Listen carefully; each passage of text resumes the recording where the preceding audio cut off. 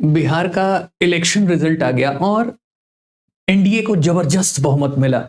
यहां तक कि 2010 के आंकड़े के करीब पहुंच गया एनडीए जब उनको 205 सीटें मिली थी।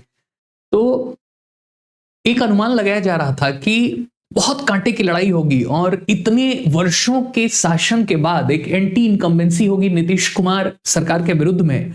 लेकिन यहां हुआ अपोजिट और महिलाओं ने बम्पर वोटिंग की नीतीश कुमार और एनडीए के फेवर में, और उसी का परिणाम है ये रिजल्ट। और एक तरीके से लोगों ने तेजस्वी यादव के आश्वासन के ऊपर विश्वास नहीं किया और एनडीए जो कि रूलिंग पार्टी है उसके काम और उसके दावों के ऊपर विश्वास किया।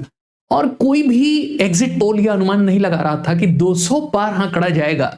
सभी एग्जिट पोल लगभग कांटे की लड़ाई दिखा रहे थे। खाली 2 एग्जिट पोल थे जो ये बता रहे थे कि थोड़ी बहुत टक्कर हो सकती है, और उसमें एक एक्सिस माई इंडिया करके एग्जिट पोल है, वो ये बता रहा था द हिंदू के हिसाब से कि एनडीए को लगभग 121 से 141 सीटें मिलेंगी और महागठबंधन को 98 से 118 सीटें मिलेंगी। तो इस तरीके का अनुमान लगा रहे थे। और एकमात्र जो एग्जिट पोल एजेंसी है टुडेज चाणक्य, यहां से आप देखिए टुडेज चाणक्य, तो ये थोड़ी बहुत अनुमान लगा रही थी कि 160 प्लस सीटें आ सकती हैं ±12 करके। तो इस तरीके का अनुमान लगाए गए थे। लेकिन यहां पे जितने भी एग्जिट पोल प्रेडिक्शन करने वाले थे वो भी अनुमान नहीं लगा पाए कि क्या मामला है और ये इस कदर से चुनावी राजनीति बैठेगी। कभी कभी आम लोग अनुमान बढ़िया लगा लेते हैं। 190 प्लस रहेगा, एनडीए ना रहा तो मेरे नाम का कुत्ता पाल लेना आप। कि क्या माहौल है। वैसे शुरू से ये बातें हो रही थी कि बिहार में लगभग जो एक्सट्रीमली बैकवर्ड क्लासेस हैं, जो सबसे बड़ी वोटर हैं लगभग 36%, यही डिसाइडिंग होंगी। और विमेन वोटर की बात भी हो रही थी। हालांकि ये कहा जा रहा था कि यूथ का वोट तेजस्वी यादव को मिलेगा, लेकिन इसके बाद भी कोई भी ये बेट लगाने के लिए तैयार नहीं था कि कौन सी पार्टी को क्लियर मेजॉरिटी मिलेगी। लेकिन यहां तो लैंडस्लाइडिंग विक्ट्री हो गई और सभी अनुमान ध्वस्त हो गए। इसका मतलब यह है कि विपक्षी दल खाली इस इंतजार में बैठे हैं कि बैठे बैठे सत्ता परिवर्तन हो जाए और उनको उनका हिस्सा मिल जाए। बिहार का अगला मुख्यमंत्री जो है नीतीश जी दोबारा नहीं होने जा रहे, तेजस्वी यादव होने जा रहा है। तेजस्वी यादव होने जा रहा है। सर डिप्टी सीएम आप ही होंगे सर? अरे इसमें भी कोई कहने वाली बात है क्या? शुभ बोलो यार, हम हैं। शुभ बोलो यार, हम हैं। कोशिश नहीं करना चाहते हैं। अगर जो काम प्रशांत किशोर ने किया, अगर वही काम विपक्षी दल 3 साल 2 साल करें तो उनका अलग इंपैक्ट पड़ेगा। अब एक तरीके से देखा जाए कि कहा जा रहा था कि स्वास्थ्य ठीक नहीं है नीतीश कुमार का, लेकिन अगर फिटनेस की बात करें तो नीतीश कुमार अभी भी काफी फिट दिखाई दे रहे हैं तेजस्वी यादव की अपेक्षा। उनकी सांस फूल रही है, मोटापा उनका बढ़ता जा रहा है।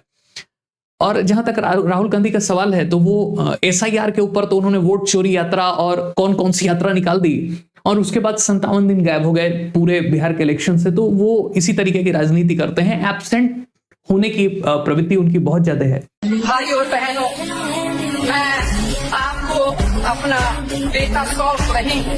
हर बार ऐसे ही करते हैं, मैं मेरा बेटा को सौंप देता हूँ, बस आपका बेटा को लेगा कौन? ये बेटा को जो आपका बेटा को जो भी अपना घर में लेगा वो तो बर्बाद हो जाएगा ना, आलू से सोना बनाना शुरू कर देगा। तो अब सवाल ये है कि आम जनता कैसे अनुमान लगा लेती है। तो इसका मतलब यह है कि जो ग्राउंड में रहता है उसको ज्यादा पता होता है। जो भी ग्राउंड में था वो ये देख रहा था कि जो नीतीश कुमार की 20 वर्षों की सरकार है उसमें कोई एंटी इनकम्बेंसी नहीं दिखाई दे रही है। और लोग ये कह रहे हैं कि ठीक है, इतने दिन हो गए, जितना एक्सपेक्टेड था उतना विकास नहीं हुआ, लेकिन एटलीस्ट जंगल राज से तो ये व्यवस्था ठीक ही है। हालांकि बहुत सारे लोगों ने जंगल राज देखा नहीं है, लेकिन अपने घर के लोगों से उसकी बातें सुनी है कि किस तरीके से बिहार अपराध का गढ़ हुआ करता था। दूसरी बात यह है कि जो जन कल्याणकारी योजनाएं हैं, चाहे वो 10,000 की स्कीम हो, और चाहे महिलाओं के लिए या जो आम जनमानस के लिए वहां पे स्कीम चल रही थी, वो थोड़ी सी डिसाइसिव हो गई। केंद्र सरकार भी अनाज देने की योजना बना रही है, तो ये भी एक तरीके से महत्वपूर्ण रहा। और लोगों को यह अनुमान था कि अगर केंद्र में और राज्य में अगर सरकार एक ही रहेगी तो वो ठीक रहेगा, अगर विपक्षी दल आ गए तो और हालत खराब हो सकती है। तो ये सब अनुमान लोग देख रहे थे। साथ ही ये है कि बीजेपी जब चुनाव लड़ती है तो उसके लड़ने का अंदाज काफी महत्वपूर्ण होता है। आपने देखा होगा कि तेजस्वी यादव हो या प्रशांत किशोर हो, उनके बातों में बड़बोलापना दिखाई दे रहा था। आप एक इंटरव्यू देखिए जिसमें कि अमित शाह जी से पूछा गया कि आप प्रशांत किशोर के चैलेंज को कैसे देखते हैं, तो उन्होंने बहुत गंभीरता से यह बात कही कि हमारे लिए हर व्यक्ति चैलेंज है जो हमारे अगेंस्ट में लड़ रहा है। यही आप पीके की शब्दावली सुनिए तो वो कहेंगे कि हम तो 135 सीट भी पा जाएंगे तो हमारी हार ही मानी जाएगी, और जनता दल यूनाइटेड अगर 25 सीट से ऊपर पा गया तो मैं राजनीति छोड़ दूंगा। तो इस तरीके की बातें यहाँ पे की जा रही हैं।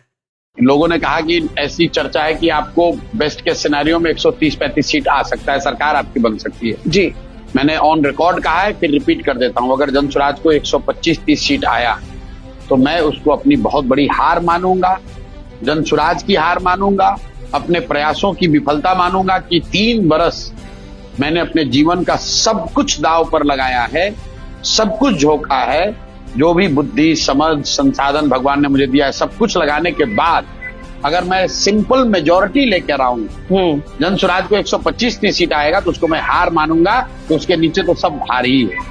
that's very ambitious. It's not ambitious. It's not ambitious. That is what we need to change Bihar. तो और भी बहुत सारे मुद्दे हैं, जैसे कि यहाँ पे प्रचार प्रसार किया गया तो आम जनता तक कितना पहुंचा, यह भी एक महत्वपूर्ण मुद्दा है। तो लेकिन एक बात तो तय है कि कांग्रेस जो अलायंस बना रही है रीजनल पार्टीज के साथ, वो एनडीए को काउंटर करने के लिए काफी नहीं हो रहा है। और यही वजह है कि बैक टू बैक महाराष्ट्र से लेके हरियाणा से लेके और अब बिहार में प्रचंड हार हुई है। तो ये सब रीजन इसीलिए है क्योंकि जो विपक्ष है वो एक प्रॉपर स्ट्रेटजी नहीं बना रहा है, 5 साल की स्ट्रेटजी नहीं बना रहा है, वो एक लॉन्ग टर्म स्ट्रेटजी नहीं बना रहा है कि चुनाव कैसे जीता जाए। तो यही वजह है कि यहाँ पे एनडीए ने एक हिस्टोरिकल प्रदर्शन किया है। और सबसे आश्चर्य की बात तो ये है कि पहली बार ये देखा गया है कि जब बहुत ज्यादा वोटिंग होती है, जैसे कि आप बिहार इलेक्शन को देखिए, फर्स्ट फेज में 65% वोटिंग हुई, सेकंड फेज में 70% के आसपास वोटिंग हुई, तो ये आजाद भारत के इतिहास में सबसे बड़ा वोटिंग था ये। और इतनी बड़ी जब वोटिंग होती है तो इसका मतलब ये होता है कि एंटी इनकम्बेंसी है, जो वर्तमान सरकार है उसको बदलने की कोशिश होती है। लेकिन यहाँ पे ठीक उल्टा दिखा। ये अपने आप में एक अनोखा एक परिणाम है और आश्चर्य में डालता है कि 20 साल सरकार में रहने के बावजूद भी लोगों ने उस सरकार को बनाए रखने के लिए इतना प्रचंड बहुमत दिया। तो यह अपने आप में भारत की लोकतांत्रिक इतिहास में अजूबा ही है ये रिजल्ट, और पूरी दुनिया में भी संभवतः ये एकमात्र ऐसा रिजल्ट होगा। तो इसलिए ये खास हो जा रहा है। और एक और बात कि भारत की राजनीति में नीतीश कुमार जैसा नेता नहीं हुआ होगा जो कि कोई भी विपरीत परिस्थिति हो वो सरवाइव कर गए इस चुनाव में। और इसके पहले भी जब भी विपरीत परिस्थितियां होती रही तो नीतीश कुमार सरवाइव करते रहे। तो उनका सर्वाइवल उनके इस पूरे राजनीतिक यात्रा को एक तरीके से खास बना देता है कि एक तरीके से बोला जाए तो भारत की राजनीति में इतना अधिक सरवाइव करने वाला कोई नेता नहीं रहा है। तो ये सब फैक्टर मिलके नीतीश कुमार को और एनडीए को विजेता बनाते हैं। नीतीश कुमार फ्रंट फुट पे थे और बीजेपी का वोट खाली मोदी जी की परफॉर्मेंस है, और वहां बिहार में कोई ऐसा नेता नहीं है जो कि खड़ा होकर कह दे कि मैं अपने बूते यहाँ पे कुछ बना रहा हूं, जैसे यूपी में योगी आदित्यनाथ है, या इस तरीके का कोई फेस नहीं है बिहार के अंदर में। तो ये खाली मोदी जी की परफॉर्मेंस है। तो ये सारे फैक्टर है, प्लस नीतीश कुमार का अंतिम चुनाव है तो सिंपैथी फैक्टर भी थी। और जितना उनके ऊपर अटैक किया गया, यहां तक कि बीजेपी ने भी कहा कि हम बाद में देखेंगे, विधायक दल चुनेगा कि कौन हमारा नेता होगा, और अपोजिशन तो लगातार उनको टारगेट कर रहा था उनके हेल्थ के ऊपर, तो एक सिंपैथी की लहर आ गई और ये सब ने मिलके एनडीए को लैंडस्लाइड विक्ट्री दी है।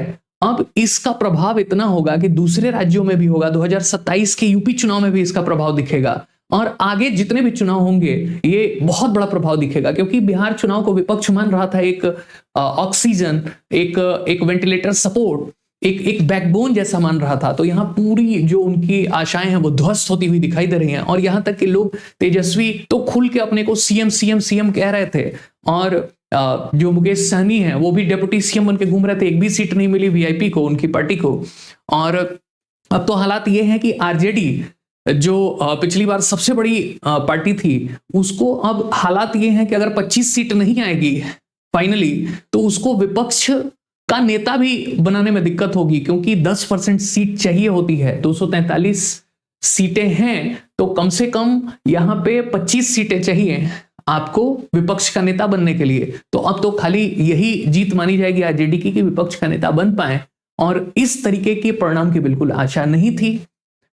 तो आप बताइएगा आपको क्या लगता है कि ये विक्ट्री क्यों हुई है? अब कुछ लोग कह रहे हैं कि 10,000 रुपए बांट दिए गए, कुछ लोग कह रहे हैं कि ज्ञानेश कुमार ने इलेक्शन जिता दिया जो चीफ इलेक्शन कमिश्नर है, कुछ लोग कह रहे हैं कि सभी संस्थाएं, मीडिया बीजेपी के पक्ष में काम कर रहा है इसलिए माहौल बना, कुछ लोग कह रहे हैं कि विपक्ष का फेलियर है, कुछ लोग कह रहे हैं कि मुद्दों को पहुंचने ही नहीं दिया गया आम जनता तक।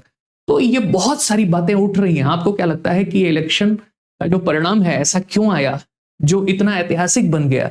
तो बताइएगा जरूर। अगर ये सेशन अच्छा लगा हो तो इसको लाइक करिए, चैनल को सब्सक्राइब करिए, अपने विचारों को कमेंट करके बताइए। हम ऐसी ही वीडियो लाते रहेंगे, ऐसे ही सेशंस लाते रहेंगे, बातें करते रहेंगे। तो मिलते हैं अपनी अगली सेशन में, तब तक के लिए नमस्कार, थैंक यू, धन्यवाद।